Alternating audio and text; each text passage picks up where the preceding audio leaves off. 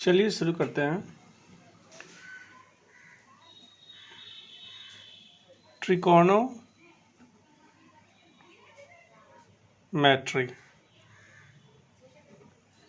यानी त्रिकोणमिति। ठीक है। त्रिकोणमिति में सबसे ज़्यादा ज़रूरी है कि आप कुछ फॉर्मूलाज याद रखें जो बहुत ही सरल है। पहले तो आइए मैं आपको बता दूं कि इसमें सबसे पहले एक समकोण यानी राइट एंगल ट्रायंगल होता है ABC, ओके, जिसमें इसको कहते हैं लंब। क्या कहते हैं? लंब। इसको आधार और इसको क्या कहते हैं? कर्ण। ठीक है। अब आपको याद रखना है कि नंबर 1, जैसे कि आपको लंब निकालना है। इस ABC त्रिभुज में आपको इसकी लंबाई पता है, AC की लंबाई पता है, BC की लंबाई पता है, और AB की लंबाई पता करना हो तो इसके लिए अलग फार्मूला है। इसकी लंबाई पता करना है तो उसके लिए, और इसके लिए भी आधार पता करना हो तो इसके लिए भी आप फार्मूला यूज़ करेंगे। ठीक है। तो सबसे पहले हम शुरू करते हैं कर्ण का। इसका एक फार्मूला होता है कर्ण स्क्वायर इक्वल टू लंब स्क्वायर प्लस आधार स्क्वायर। ठीक है।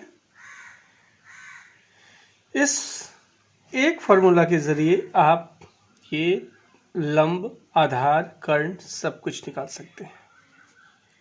देखिए, यदि केवल कर्ण ही निकालना हो तो स्क्वायर है तो यहाँ कर्ण केवल लिखेंगे, कर्ण लिखेंगे तो स्क्वायर हट जाएगा।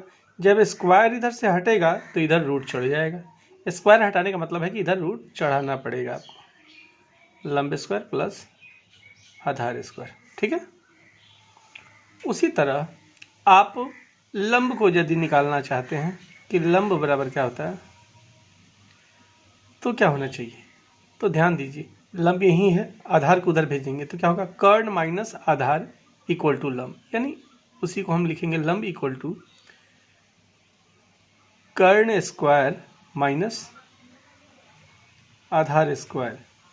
जब किस पर स्क्वायर नहीं है तो रूट इधर चढ़ाना पड़ेगा। ठीक है। उसी तरह हम यदि आधार निकालना चाहें इसकी लंबाई तो क्या लिखेंगे? इसी फार्मूला पर गौर कीजिए। हमको आधार निकालना है तो इसको इधर भेजना होगा। अब ये इक्वल टू का इधर जाएगा तो माइनस हो जाएगा, यानी कर्ण स्क्वायर माइनस लंब स्क्वायर इक्वल टू क्या होगा? आधार स्क्वायर। तो आधार इक्वल टू क्या होना चाहिए? कर्ण स्क्वायर माइनस लंब स्क्वायर का रूट ओवर। समझ गए? अब आइए, इसके अलावे कुछ और भी फार्मूलाज होते हैं जो आपको याद रखने हैं। वो हैं साइन थीटा, कॉस थीटा और टेन थीटा। इसका मतलब इससे साइन थीटा इक्वल टू क्या होता है, तो इसके लिए आपको केवल ये याद रखना है जो मैं बता दूं, और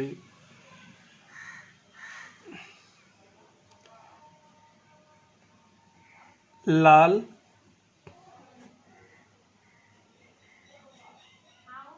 कक्का, क्या याद रखना है? लाल कक्का। एल का मतलब लंब, लंब बाई कर्ण। आ का मतलब, ए का मतलब आधार, आधार बाई के से कर्ण। एल का मतलब लंब, ए का मतलब आधार। ठीक है। तो आपको लाल कक्का याद रखने से ही लाल कक्का बाय लाल बाय कक्का का मतलब लंब बाय कर्ण। देख लीजिए एक बार और, लंब बाय कर्ण, कॉस का आधार बाय कर्ण और tan थीटा का लंब बटा आधार। अब आइए, इसी का उल्टा होता है, साइन का उल्टा होता है कॉसेक। कॉसेक तो जब कॉसेक थीटा, जब इसका उल्टा कॉसेक थीटा होता है, यानी कि इसका फॉर्मूला भी उल्टा होगा, कर्ण बाय लंब नहीं, तो इसका उल्टा होता है सेक। तो सेक थीटा इक्वल टू क्या होगा, कर्ण बाय आधार नहीं। tan का उल्टा क्या होता है, कॉट। तो कॉट थीटा इक्वल टू क्या होगा, इसका उल्टा आधार बाय लंब। आपको लाल बाय कक्का याद रखने से ये फॉर्मूला आप खुद बना सकते हैं, ठीक है। अब आइए अगले पड़ाव में। देखिए इसमें क्या होता है, साइन थीटा। मैंने अभी बताया कि साइन का उल्टा कॉसेक होता है, तो आप लिख सकते हैं 1 bye cosec theta, 1 bye cosec theta. तो आप कॉसेक थीटा इक्वल टू क्या लिख सकते हैं, 1 बाय साइन थीटा नहीं। उसी तरह आप कॉस थीटा इक्वल टू क्या लिखेंगे, कॉस का उल्टा तो सेक होता है, तो आप क्या लिखेंगे, 1 बाय सेक थीटा। तो सेक थीटा इक्वल टू क्या लिखेंगे, 1 बाय कॉस थीटा, इसका उल्टा। उसी तरह आप टेन थीटा इक्वल टू क्या लिखेंगे, टेन का उल्टा तो कॉट होता है, तो 1 बाय कॉट थीटा। उसी तरह आप लिख सकेंगे कॉट थीटा इक्वल टू, इसका ये तो उल्टा होता है टेन का, तो 1 बाय टेन थीटा। फॉर्मूला याद नहीं करना है, समझना है। आप समझ गए तो बहुत इजी है, और जब तक आप समझेंगे नहीं, मुश्किल ही मुश्किल है ना। तो इसमें मुश्किल तो मुझे कुछ नहीं दिखता है, आपको यदि दिखता है तो हमें कहिए, कमेंट कीजिए, बताइए। आगे एक और देखिए, टेन थीटा जो है का एक स्पेशल फॉर्मूला होता है, sine theta by cos theta, okay. उसी तरह इसका अपोजिट होता है कॉट, तो कॉट थीटा का तो इसका अपोजिट ही होना चाहिए, cos theta by sine theta नहीं। अब ये जो फॉर्मूला है ना, इन दोनों से बना है, ठीक है।